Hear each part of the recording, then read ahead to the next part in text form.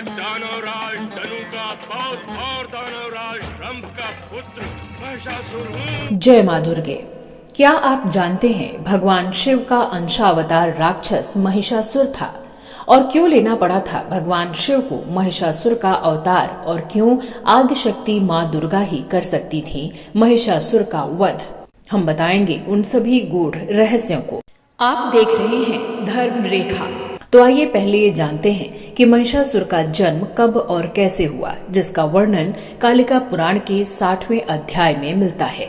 कथा के अनुसार आदिकाल में देवताओं का शत्रु राक्षस रंभ देवताओं से पराजित होकर भगवान शिव की घोर तपस्या करने लगा। रंभ की तपस्या से खुश होकर भगवान शंकर प्रकट हुए और रंभ को अपनी कामना पूर्ति के लिए वर मांगने को कहा।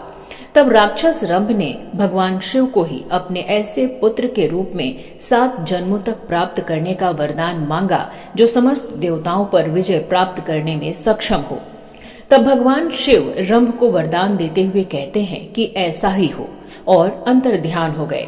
इसके बाद राक्षस रंभ भगवान शिव से वरदान प्राप्त कर अत्यंत हर्षित हुआ और अपने घर को चल दिया। कुछ दूर जाने पर रास्ते में रंभ ने एक अत्यंत मनमोहनी भैंस को देखा, जिसे देखते ही रंभ की काम भावना जागृत हो उठी। तब राक्षस रंभ ने उस भैंस को पकड़कर उसके साथ रति क्रीड़ा की और इस रति क्रीड़ा से उस भैंस ने गर्भ धारण किया, जो कि भगवान शिव का अंश था। और इस तरह महिषी और असुर के संसर्ग से भगवान शिव ने महिषासुर अवतार लिया। महिषासुर अत्यंत प्रतापी और बलशाली हुआ, जो कि अपने बल और पौरुष से त्रिलोक में हाहाकार मचाने वाला था।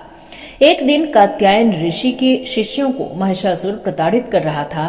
तभी क्रोधित महर्षि कात्यायन ने महिषासुर को श्राप देते हुए कहा कि तुम्हारा वध एक स्त्री के हाथों होगा।